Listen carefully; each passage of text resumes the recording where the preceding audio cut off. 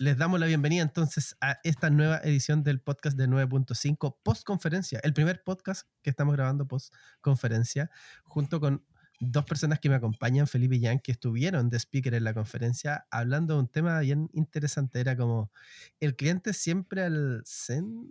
¿Cómo será eso? Y justamente porque tomaba una decisión que en realidad iba quizá en contra de esta idea de todo pensarlo solo para el cliente o lo que se ve de cara al cliente o de la entrega de valor de cara al cliente. Así es que nada, queremos un poco seguir esa conversación. De esa conversación quedaron preguntas que les hicieron las personas también que estuvimos ahí, pero también algunas otras ideas que seguro han seguido dando vuelta o que ustedes puedan agregar. Así es que nada, les doy la bienvenida, Felipe, Jan, y gracias por estar en el podcast. ¿Cómo están? Bien, bien, muchas gracias. Un honor, obviamente, estar acá, principalmente por ser los primeros en estar grabando acá junto a ti, Fabián. Agradecidos también de la oportunidad y de poder seguir entregando un poco de nuestra historia a la comunidad. Oye, un poquito y aquí a Payana, entonces, ¿cómo lo pasaste en Valdivia? ¿Cómo estuvo la conferencia desde tu perspectiva? Oye, mira, súper bueno. Como saben, yo soy venezolano, así que yo soy turista acá en Chile siempre. Desde que llegué he tratado de ver la vida como un turista acá en este país. Así que es la segunda vez que iba a Valdivia. La primera vez fui y me quedé enamorado de la ciudad. Así que cuando me dieron la oportunidad como de ir a dar esta conferencia ya con ustedes, dije, no, se tengo que aprovecharla. Maravilloso. Nos recibió la lluvia, así que estaba espectacular el día. ¿Y cómo fue tu experiencia, Felipe, en la comunidad, en la conferencia?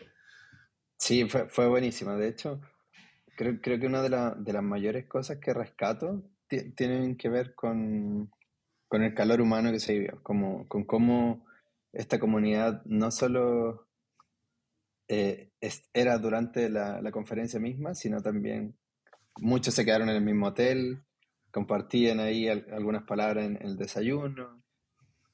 Por las tardes también había una oncecita para compartir ahí con el resto. Un poco de frío así, pero ahí todos conociéndose y generando redes y contactos, sobre todo en este mundo de la tecnología que en Chile cada vez es más grande, pero sigue siendo pequeño.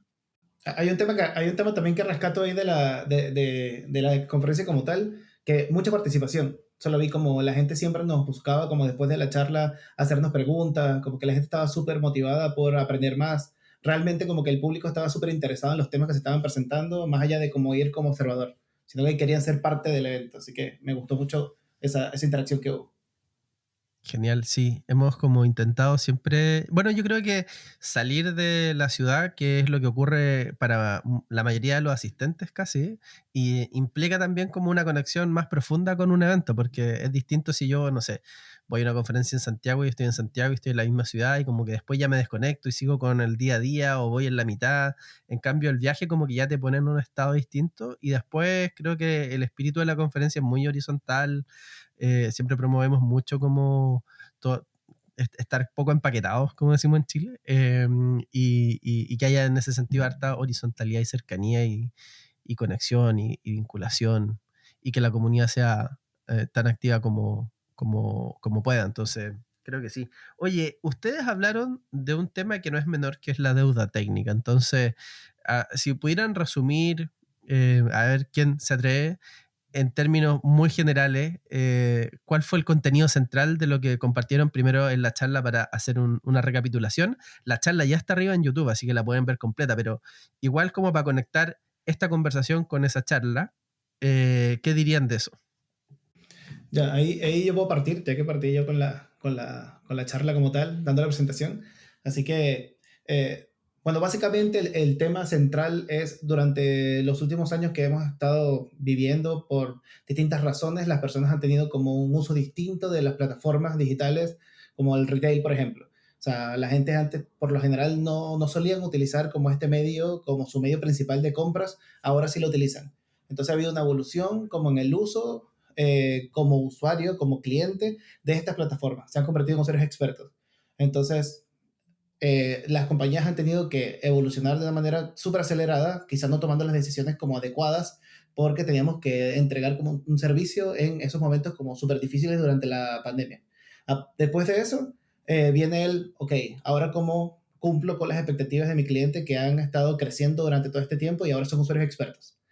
Entonces, ahí tuvimos que tomar un montón de decisiones bastante complejas a nivel de compañía, como parar ciertas entregas, como para dedicarle al pago de deuda técnica. Ahí sale el concepto de deuda técnica y empezamos a cuestionarnos qué es deuda técnica y qué no.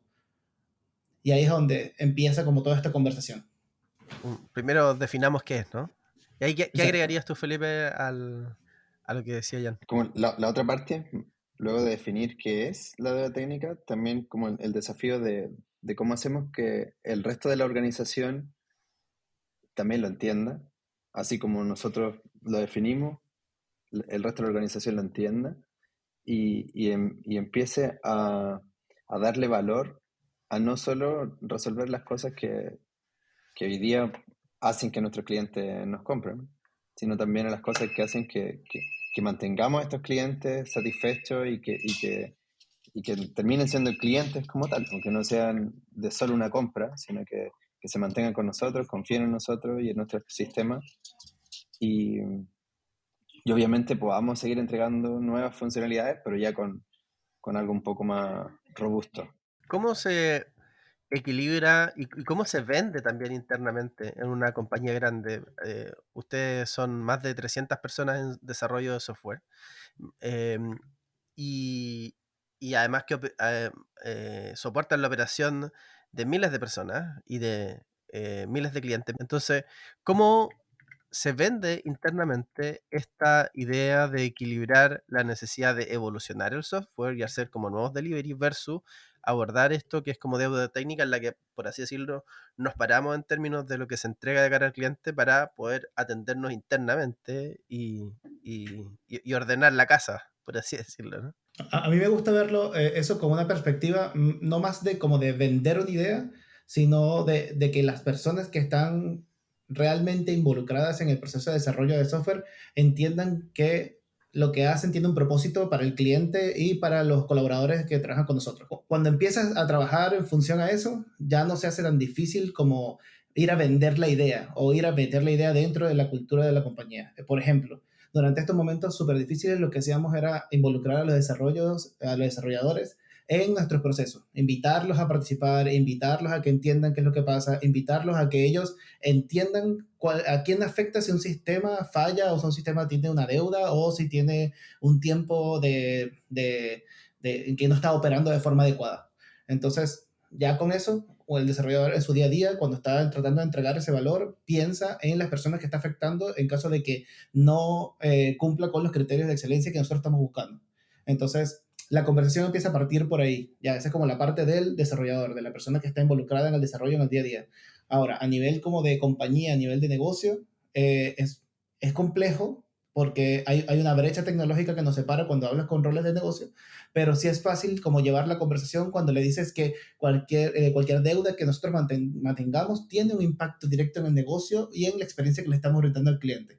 Hay muchas métricas que se siguen como para poder garantizar esto, por lo menos el índice de satisfacción del cliente, que se ve impactado directamente cuando tenemos un problema de performance en la aplicación, cuando tenemos fallas, cuando tenemos deuda técnica en lo que construimos. Entonces, todo este concepto que tratamos como de vender a la compañía, como tú dices, o sea, más bien tratamos de hacerlo del día a día, parte de la cultura del proceso de desarrollo y el proceso de entregar soluciones al negocio. Y cuando terminaron su charla, ¿cuáles fueron las preguntas más frecuentes que recibieron? O algunas de estas, o que les llamaron más la atención. Creo que una de las que nos llamó más la atención eh, era muy similar a lo que estábamos hablando recién, de cómo una organización de 300 personas, solo desarrolladores son más o menos 300, eh, podíamos llegar a plasmar como todos estos estándares o todas estas definiciones y las métricas y todo lo demás. Y pensando también en que la organización de tecnología completa dentro de Walmart Chile es alrededor de 1000 personas. Dentro de, obviamente, una compañía muchísimo más grande que ya son más de 40.000 personas, toda la operación y toda la otra área. Entonces, eh, creo que eso es una de las más complejas de responder, porque en principio fue como, veníamos con un ritmo de trabajo y tuvimos que cambiar nuestra manera de hacerlo pero también tuvimos que empatizar con el resto de las áreas y no hacerles sentir como que lo que hacíamos no tenía un propósito, sino también como de cómo eh, las cosas que resolviéramos iban a impactar de alguna manera a nuestro cliente y de cómo también, entre comillas, profesionalizábamos nuestro trabajo y le dábamos forma y definíamos métricas y definíamos KPIs que eran medibles, que eran obviamente que entregaban algún valor y que todos íbamos a estarlos mirando y, mm, y dando lo mejor de sí. En principio fue una apuesta porque no íbamos a poder lograr que el resto de la compañía nos acompañara así como abiertamente, porque no es una organización tecnológica ni digital hoy en día, sino que está en fase de transformación. Pero creo que eso fue un gran hito para nosotros también, como el tener ese respaldo del resto de las áreas, del comité ejecutivo, por cierto, de nuestro vicepresidente, eh, y de entender que así como se construyen los edificios, necesitamos buenas bases para poder eh, tener personas habitándolos y que soporten terremotos o cualquier otro desastre que pueda ocurrir naturalmente. Entonces yo creo que eso era como una de las cosas eh, que más nos marcó dentro de la conferencia, las preguntas que nos hicieron, porque si bien no hablamos tanto en detalle de eso, fue curioso que alguien lo pensara y alguien se hiciera esa pregunta y nos la hiciera también. ¿Y en tu caso, Ian, cómo lo sentiste? A mí me pareció curioso que habían preguntas que nos hicieron afuera ahí en el café, que iban con respecto a cómo manejamos incidentes, por ejemplo. O sea, había una persona que se nos acercó y nos dijo, oye, comentaron en su charla que la deuda técnica trajo mucho incidente y eso traía problemas para la operación. ¿Cómo ustedes gestionan esos tipos de esos incidentes, entendiendo que son una organización de 300 desarrolladores con X más personas alrededor del mundo de la tecnología? Entonces, no es fácil de responder esa pregunta porque el proceso de gestión de incidentes que nosotros hemos estado viviendo durante todo este tiempo ha ido mutando en base a las necesidades, porque hace un tiempo atrás éramos una empresa que transaccionaba bastante menos para lo que la relevancia que tenemos hoy a nivel tecnológico como retail en el país como tal. Entonces no es lo mismo gestionar un incidente cuando tengo una afectación de 100 clientes a cuando tengo una afectación de no sé, 2.000, 5.000, 10.000 clientes que puedo perjudicar si yo tengo alguna caída de mi servicio durante el día. Entonces, es difícil, se hizo una conversación bastante extensa durante ese momento y ahí como que tratamos de compartir ideas con la persona que me estaba preguntando, que me estaba comentando un poco cómo lo hacían en su compañía, que era mucho más chica. Entonces, eso también venía de la mano con una vez que se resuelven los incidentes, ¿cómo hacen que no vuelvan a pasar esos errores? ¿Cómo meten en la cabeza de las personas que están involucradas en el proceso de desarrollo ese impacto? Entonces hablamos ya, las personas tienen que entender que hubo un impacto monetario, más allá de la afectación al cliente, a cuántos clientes afectaron, que ese error que introduciste de alguna forma por no tener cumplir con los criterios de calidad que nosotros definimos, tuvo este impacto como que estoy mencionando. Entonces, ahí empezaba a abrirse la conversación como, ¿y cuáles son los criterios de calidad que tienen definidos? ¿Cómo miden esos criterios de calidad? ¿Cómo garantizan de que eso pase de verdad? ¿Y cómo extienden eso a una organización de 300 personas? ¿Los educan a las 300 personas? ¿Van uno a uno y le explican? Entonces, todo eso también viene acompañado de un cambio de estructura que tuvimos nosotros. Nosotros mismos fuimos desarrolladores en un momento, pasamos a un área de managers de ingeniería. Hoy día estamos trabajando con managers seniors, estamos ya ayudando a crecer a otros managers que a su vez ayudan a los desarrolladores a tener este conocimiento de prácticas de ingeniería que son las que queremos llevar para conseguir productos de clase mundial. Hay un desafío ahí también con las expectativas del negocio, ¿no? Como cuando pasamos de pandemia, ¿cierto? A que mucho se fue a digital, ¿cierto? Entonces, hubo que cambiar también la forma de operar en lo físico, entonces lugares que antes eran un supermercado de público pasaron a ser tiendas, ¿cierto? Que eran solo para el delivery y tuvieron que hacer sistemas de picking y cambiar un poco toda esa logística. Pero después, con la pandemia, vuelve a ser relevante la operación eh, anterior y tecnología, entonces cambia la posición dentro de la compañía, ¿no? ¿Cómo fue eso también? Como ese cambio y cómo sigue siendo relevante y cómo se mete, ¿cierto? Tecnología en la estrategia de la compañía, se hace visible, ¿cierto? En la organización. Además, en medio de cambios contextuales en los que antes era como por defecto, súper relevante, pero después vuelve a una operación más tradicional y de repente también ahí hay cierta expectativa o tensiones en términos a volver a lo conocido, ¿no? A mí me gustaría agregar que hace poco leí un artículo que hablaba específicamente de eso, de cómo en algún momento, hace 3 años, se hablaba de que iba a migrarse a lo digital, todo lo que son las compras de retail o las compras online. Pero para serte franco, y lo que hemos visto, de hecho el artículo lo hablaba, que los locales físicos están más vivos que nunca hoy en día. Ujú. Entonces, la operación digital como tal, entregar un e-commerce para poder hacer compras de supermercado, compras de retail, vienes a complementar una operación física, unos locales, porque la experiencia de ir al local es algo que la gente busca. Yo creo que es parte de la naturaleza humana. O sea, ir a ver, compartir, ver seres humanos, ver qué es lo que está comprando el de al lado para ver si me interesa a mí comprarlo. Y el tema de lo digital viene a complementar esa parte de comunidad. Eso es, estoy en mi casa, necesito hacer una compra, necesito resolver algo rápido, lo hago porque tengo un dispositivo, un supercomputador en la mano para poder hacerlo.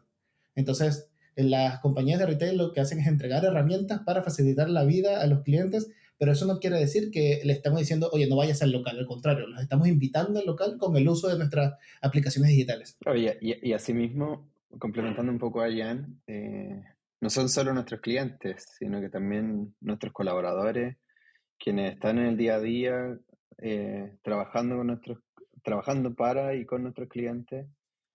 Entonces, obviamente, las plataformas que estemos generando también tienen que facilitar su trabajo y facilitar su vida, obviamente, en cómo va a entregar un buen servicio a nuestros clientes. Y por eso hablamos mucho como del cliente en el centro, porque si te fijas, cada una de estas decisiones que hemos tomado y que hemos pensado va en pro de ello. Y otra cosa que también es importante mencionar es que en nuestra compañía, una de las cosas que fomentamos tiene que ver con el cómo empatizamos con estos clientes y colaboradores y el cómo nos acercamos al menos una vez o 2 veces al mes, yendo ya sea a los centros de distribución o a las tiendas para poder ir y ver cómo utilizan nuestro sistema y cuáles son los dolores que están viviendo y de qué manera nosotros desde la tecnología podemos ir a resolver esos problemas. Y ahí, ¿cómo va evolucionando esa relación entre eh, pandemia y pospandemia? ¿Cómo ven el cambio? Yo creo que diste en la clave. Yo creo que con nuestra conversación de la presentación de 9.5, yo siento que generamos mucha empatía con muchas personas que estaban ahí. Como que todos sentían más o menos lo mismo. De hecho, hace un tiempo atrás fuimos a otra conferencia donde había una persona de otra compañía que también tuvo un relato más o menos similar de este momento en el que lo digital cobró una relevancia impresionante. Muchas personas se volcaron a lo digital porque simplemente no podían salir a la calle a hacer sus compras, independientemente si de supermercado, también farmacia, también retail, también darse un gusto, las plataformas de compra de restaurante, de comida restaurante, delivery, todo esto empezó como a utilizarse cada vez más. Entonces, el contexto que nosotros teníamos antes de la pandemia o durante la pandemia cambió durante la pandemia, que venía a tener una relevancia más en lo digital. Obviamente había más necesidad de contratar desarrolladores, había más necesidad de contratar perfiles técnicos, crecieron la mayoría de las áreas de tecnología de las compañías, con una estructura que de repente no la sustentaba. Entonces, cuando pasamos a la normalidad, empezamos a decir, oye, esto es insostenible, y no solamente nosotros, sino que esto es algo que hemos visto y hemos leído como de experiencias de otras compañías, tenemos que empezar a reestructurarnos y adaptar nuestra cultura a esta cantidad de personas que están trabajando con nosotros. porque es súper difícil coordinar a nivel de desarrollo de software a 300 personas que todas fueran contratadas, o la mayoría fueron contratadas en el lapso de un año y medio. Entonces, en la etapa post-pandemia, hemos estado trabajando en cómo nos coordinamos, cómo pasamos la información, cómo hacemos cómo rescatamos a los mejores y cómo ayudamos a los que entendemos que tienen brecha a que puedan nivelarse con los que consideramos mejores. Y ese ha sido el trabajo como de ingeniería que se ha hecho post-pandemia. Oye, ahí sobre eso, como creo que me gustaría hacer una pregunta más específica, porque hay ahí entonces una necesidad de mejorar y mantener, ¿cierto?, la comunicación y garantizar una buena comprensión de los objetivos y de los desafíos que tenemos delante. Entonces, ¿qué estrategias implementaron para eso, para mejorar la comunicación, para tener como claro entre las distintas unidades de negocio también, no solo tecnología, sino con el resto de la organización, como, ok, estos son los objetivos y los desafíos compartidos, eh, y ahí se necesita una clara como visión y comunicación para que eso más o menos nos entendamos y tengamos como en una empresa tan grande, de más de 40.000 personas, como decir ya vamos para allá, no, vamos como para allá, para allá, para allá, para no sé cuántos lugares, pero necesitamos foco. Entonces, ¿cómo se logra eso? Sí, creo que eso también ha sido como una de las cosas más complejas cuando crecimos, porque 3 años atrás éramos un grupito muy reducido de máximo 100 personas y terminamos siendo 300 después de la pandemia. Yo creo que lo fácil de esto pudo haber sido como, creo que la cultura nuestra juega un rol fundamental en cómo comunicamos, en cómo compartimos y las sesiones que también tenemos que nos hacen estar unidos y presentes en todo. Entonces, así como anécdota, hay un día a la semana en que tenemos una sesión como de 30 a 50 minutos donde, no sé, el vicepresidente nuestro es quien dirige esa sesión y presentamos a las personas nuevas, hablamos siempre como del el dato freak, eso es como una... llega alguien nuevo y cuenta su dato personal que puede compartir con el resto. Como que celebramos eso, celebramos mucho como los ingresos nuevos y también las despedidas cuando ocurren. Somos muy de preocuparnos por nuestra persona y en esta misma sesión además vamos mostrando los indicadores que estamos teniendo y cómo vamos avanzando en torno a ciertos objetivos. Entonces como que tiende a ser algo más o menos repetitivos donde vamos viendo el avance de muchas cosas y asimismo cada área también tiene sus propias sesiones donde hacen, entre comillas, esta bajada de la comunicación a una escala menor y con más profundidad. Entonces terminamos toda la organización hablando de las mismas cosas a diferentes niveles y creo que eso es gracias a esta cultura que nosotros tenemos, como de, no sé, la Zoom o las sesiones que te estaba contando recién, es, no sé, una Zoom con casi 1000 personas y por cierto, no todos hablan, pero sí hay un espacio para duda y consulta. A veces lo hacemos un poco más dinámica y también lo hacemos para entender si las personas están absorbiendo ese conocimiento. Como que hacemos dinámicas de, no sé, 5 minutos para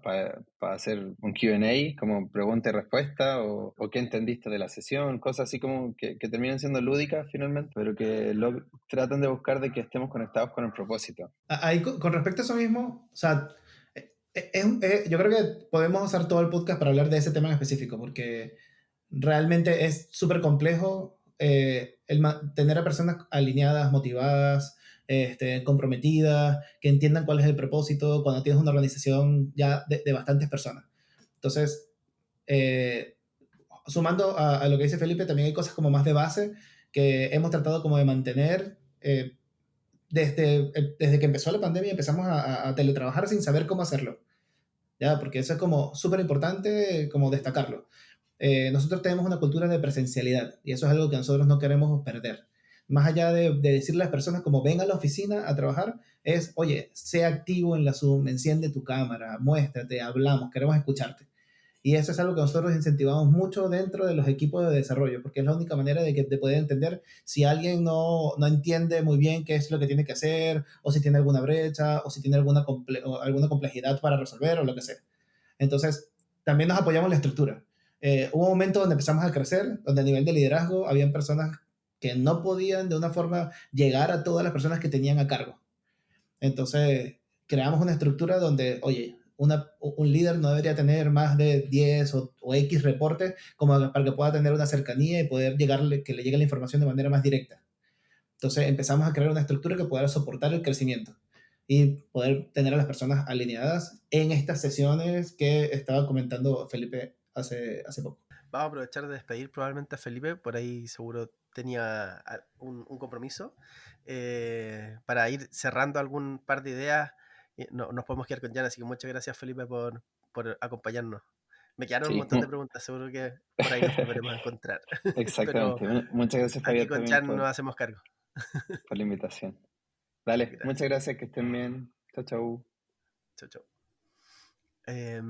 Oye, Jan, súper interesante lo que comentabas ahora último, en términos de generar como alineamiento y que todos entendamos lo mismo, y lo que decía también antes Felipe, tratando de obtener alguna retroalimentación de cuánto hay de eso realmente está pasando.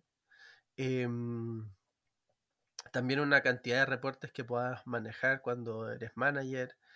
Am, y ahí entonces me imagino que el rol de manager eh, toma relevancia también en términos de que le toca traspasar como estas definiciones y esta mirada de forma constante y permanente, y es la primera persona responsable en los equipos y en su reporte de quizá un rol central es como ir recordando, ¿no? Como subrayando, por así Sí. decirlo.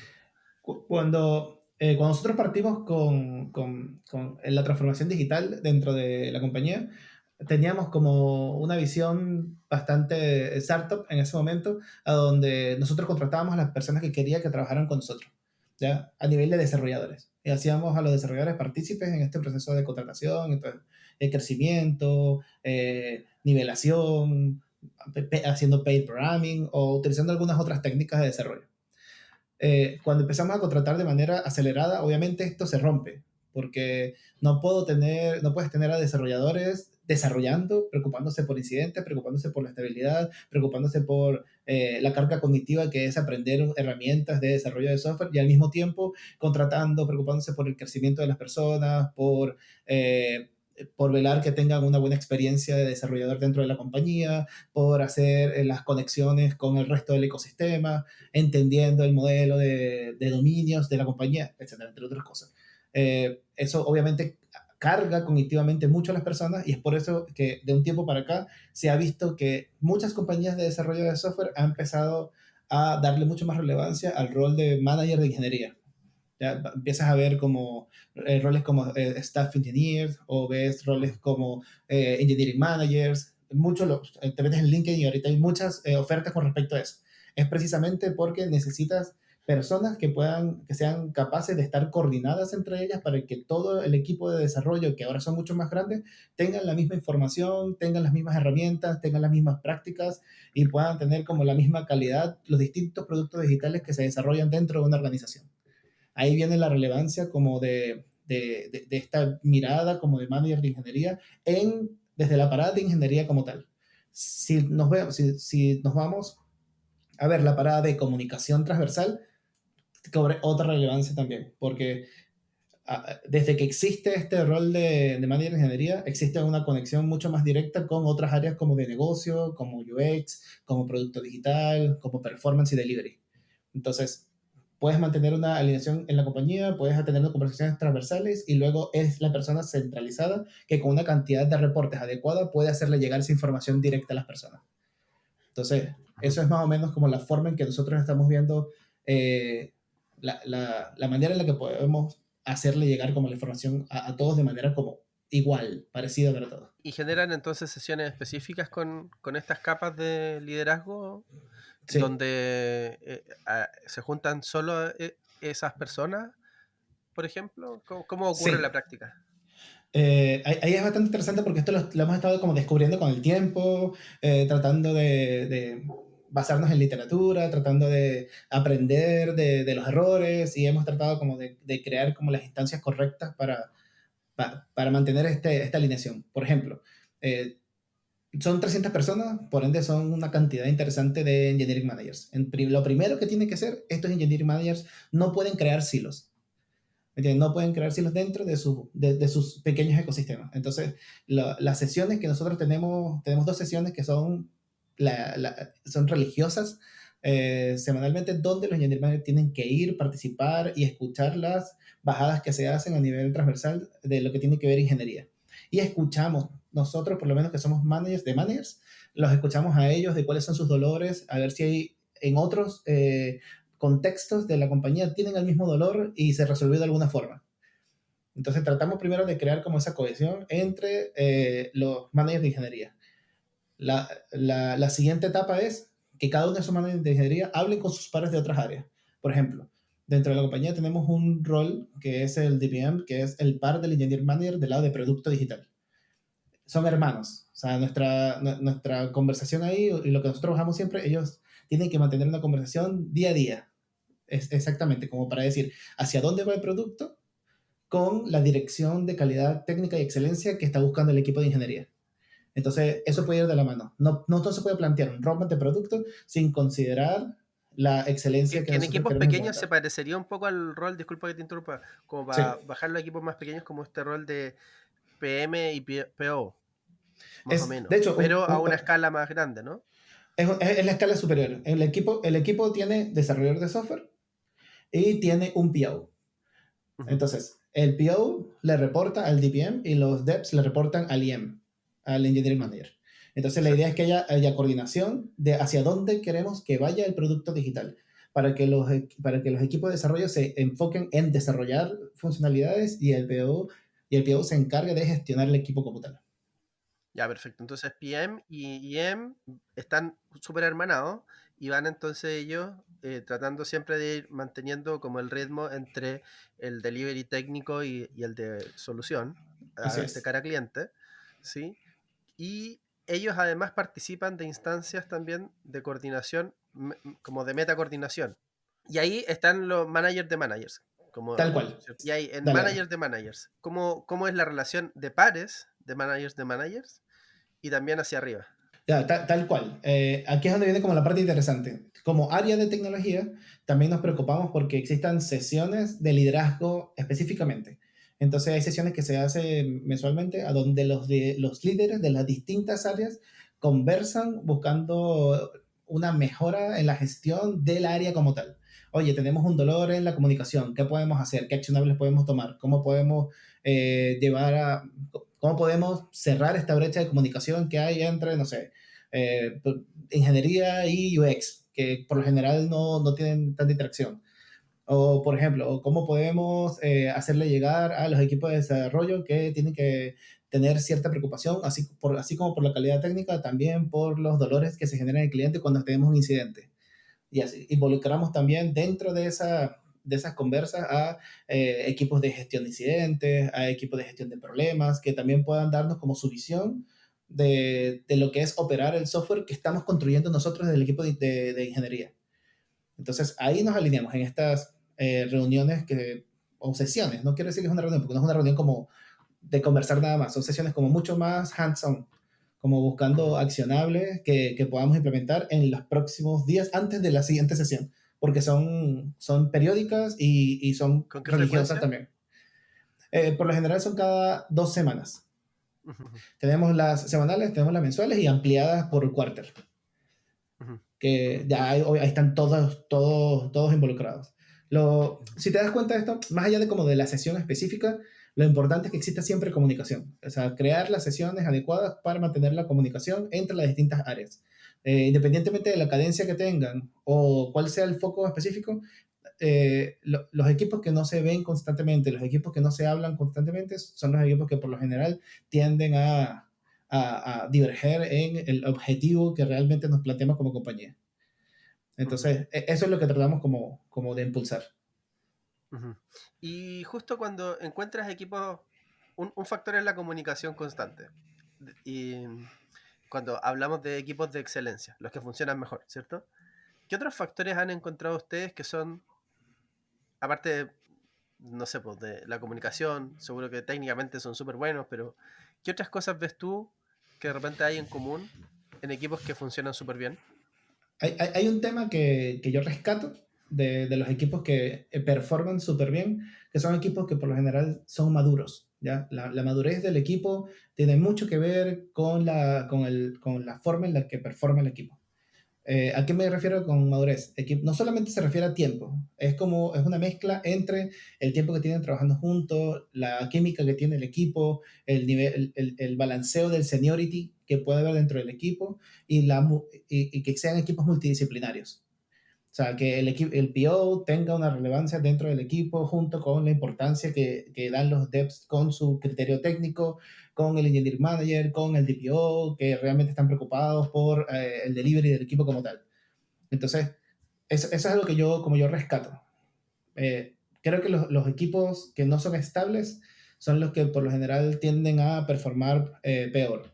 Cuando digo estabilidad del equipo, son equipos que tienen mucha rotación, equipos que vamos a hacer, por ejemplo, queremos apurar a que se entregue un delivery, entonces metamos a 2 desarrolladores más por 3 semanas para apurar el delivery y luego lo sacamos.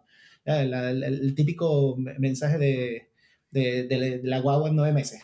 Entonces, Sí, sí, sí.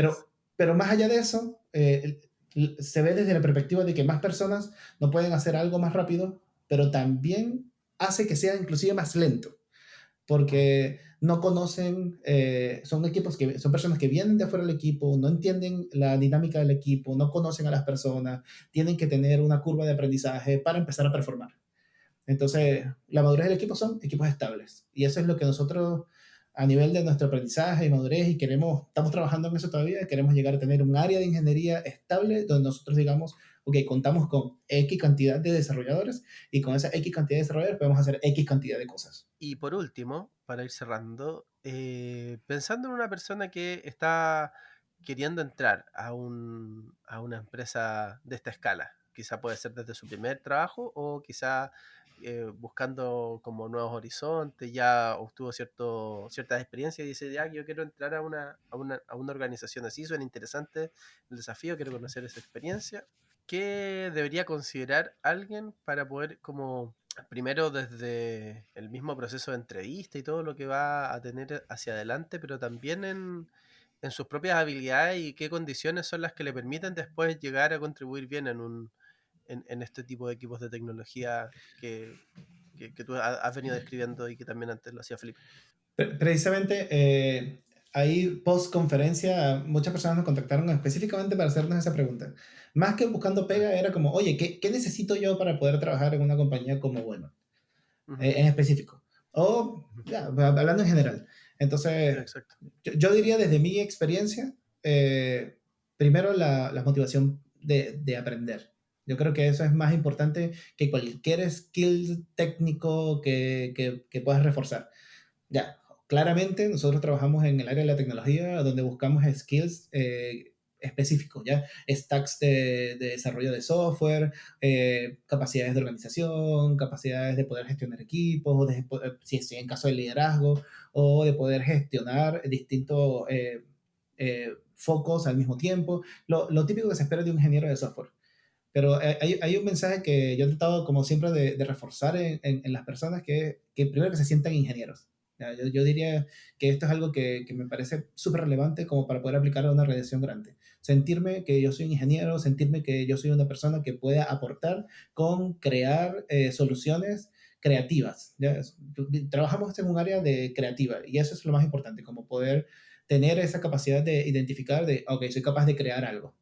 Porque a partir de ahí, lo que haces es que utilizas tu skill set como una herramienta para poder implementar soluciones. Y por ejemplo, en el proceso ¿Cuál de... es cuál es como la identificación distinta a esa?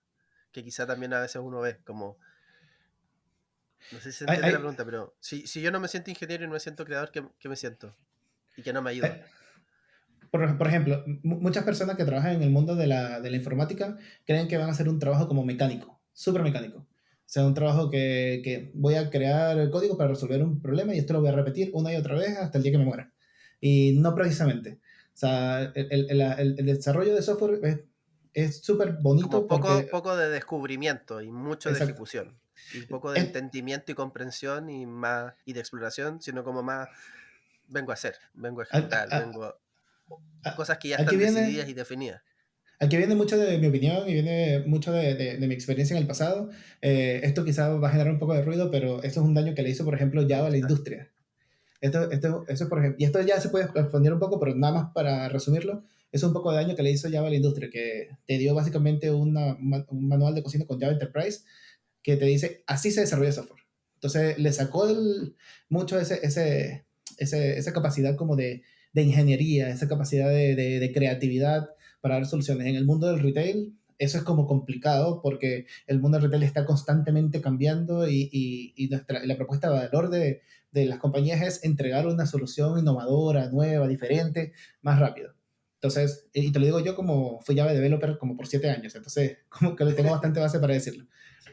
Ojo, amo el lenguaje y creo que es maravilloso y creo que hoy día está mucho más evolucionado, pero pasó eso durante un tiempo, que la gente lo que quería era certificarse para tener ese papelito que dice, yo sé aplicar esta receta.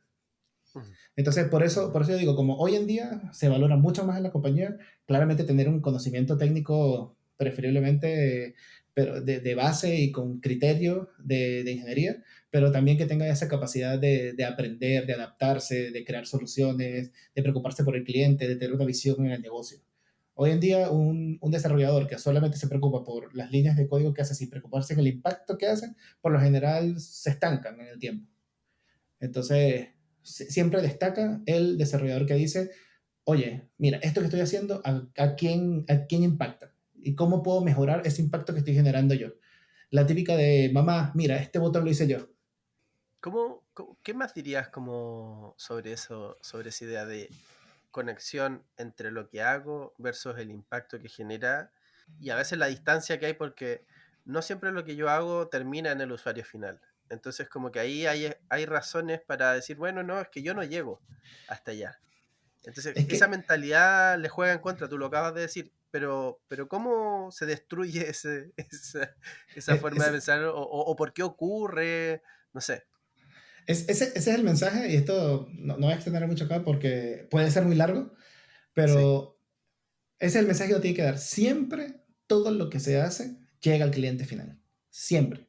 No importa que cambies una línea de código en el backend que solamente se encarga de hacer un mapeo o un parsing de un dato que consume la base de datos. No, eso de alguna forma va a llegar al cliente final. Si yo esa línea de código la hago mal, eso va a generar una mala experiencia en el cliente final que está utilizando una solución. Si hago un job por debajo que lo que hace es actualizar data, es porque precisamente queremos tener los datos lo mejor presentados posibles para un cliente final o para un colaborador. O sea, siempre las soluciones digitales se construyen para resolverle o facilitarle la vida al ser humano. Entonces, bajo cierto criterio, bajo cualquier criterio en el que tú estés trabajando en un producto digital, siempre vas a tener la forma de decirle a la persona, esto que estás haciendo afecta de esta manera al cliente. Y yo creo que eso es lo que tienes que acercárselo a la persona. Porque quizá la persona dice, como tú bien me estás diciendo, oye, pero yo no trabajo de cara al cliente. Yo te voy a explicar que sí. Nosotros lo hacemos mucho, algo que hacemos mucho nosotros en la compañía es invitar a los desarrolladores a que hagan los procesos operativos en los locales. Por ejemplo, si trabajan en la tienda, si tú trabajas en un sistema que utiliza la tienda como el proceso de picking, invitamos a los desarrolladores a piquear para que entiendan que esa línea de código que estás echando para poder conectarte a la base de datos hace que el picker tenga un proceso mejor o que su vida sea más feliz o que pueda piquear más órdenes y por eso cobra más al final del día. Ujú, ¿Ya? ujú. Entonces, todo tiene un impacto. Inclusive, es súper entretenido cuando las cosas fallan y el desarrollador está en el local, porque se da cuenta del impacto que genera. O sea, si a mí se me cae la aplicación de picking en un local, obviamente eso genera caos inmediatamente. Tienes un montón de pickers que no pueden hacer su pega, no pueden cerrar sus pedidos, no pueden ir a tomar uno nuevo, el local se atrasa, bla, bla, bla. Entonces, Ujú. todo eso, cuando el desarrollador lo vive de primera persona, ahí dice, ah, sí tengo un impacto. Ujú. Entonces, ¿cómo puedo ayudar a mejorar esto? ¿Cómo propongo? Algo que quieras decir ahora para cerrar, Jan, sobre tu experiencia de vincularse a comunidades. Estamos en un espacio de comunidad como es 9.5 donde buscamos que a través de estas conversaciones, a través de encontrarnos, a través de distintos momentos, ¿cierto? Como ya ocurrió en la conferencia presencial, pero después otras instancias, incluso hasta tenemos un Slack, que las personas que quieran pueden entrar. ¿Por qué es importante, dirías tú, participar de estos espacios? Bien, Lo voy a hablar base mi experiencia en esta última instancia que estuve con ustedes en 9.5. Yo he participado en otras conferencias como oyente normal y ha sido siempre como súper interesante conocer a las personas porque en esa instancia como que todo el mundo comparte algo, que es el amor por la tecnología en este caso, ¿ya? O por un lenguaje en específico, o por un proceso en específico. Ya, listo, si vamos a una conferencia de Kafka, todo el mundo va a hablar de Kafka independientemente de dónde trabajes. Entonces eso primero, personalmente es súper gratificante porque conoces personas que son afines a tus gustos y a tus criterios. Quizá pueden tener diferentes formas de pensar acerca de la implementación de esa herramienta como tal o del lenguaje como tal, pero eso lo que hace es enriquecer más a ti como ingeniero. Cuando tienes una experiencia como speaker, cambia completamente el punto de vista, porque la gente te busca con otra llegada. Ya, oye, quiero saber más de lo que presentaste. Entonces tienes también una gran responsabilidad de decir, oye, represento una compañía o me represento a mí mismo con mi marca personal, no quiero tratar de ayudar a esta persona lo más que pueda. Entonces, primero yo invito a todas las personas que participen en los eventos de comunidad y que participen en el 9.5 todas las veces que puedan, porque es una conferencia súper gratificante y todo es como mágico, ya es Valdivia, las personas, la tecnología, todos juntos, como lo explicó Felipe. Y por otro lado, personalmente conocí a muchas personas que me han alimentado día tras día, los sigo ahora en LinkedIn y veo que son súper activos publicando. A ti te conocí en este momento y has sido súper abierto con nosotros y súper agradable hablar contigo. Entonces, de verdad, es algo que yo recomiendo participar como speaker. Y motívense todos a hacerlo y como oyente todas las veces que puedan, definitivamente. Crear comunidad es algo que se abandonó un poquito durante la pandemia, Sí, pero es algo que deberíamos retomar con fuerza. muy de acuerdo. Me quedo con esas palabras de cierre y cuando venga la próxima postulación de speakers, que todos ahí se animen también, porque como decías tú, es una forma distinta de llegar a la conferencia, también como con más responsabilidad. Destaco eso que dijiste y nada, muchas gracias Jan. Vuelvo a saludar a Felipe de mi parte y nos estaremos ojalá encontrando por ahí y éxito con los desafíos ahí en el liderazgo de estos equipos de ingeniería. Están generando mucho impacto, así que muchas gracias por ser parte también de la conferencia y ahora de este espacio de conversación en el podcast. Perfecto. Muchísimas gracias a ti por la invitación, Fabián, y a 9.5 en general.